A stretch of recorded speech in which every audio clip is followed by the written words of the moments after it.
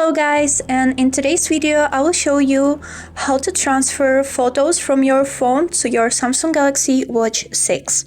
Let's get started, but don't forget to follow to see more useful content. So, as a first step, we need to open Gallery on our watch. For that, we need to wake up our watch, swipe up and scroll down until we will see this pink flower icon. Click on it. And right here you need to click on this middle button on the top of your screen and scroll down. After this, click on this button Add on Phone. After you clicked on that button on the phone which is connected to your watch, will appear Settings. And right here in the tab Gallery, click on Add Images.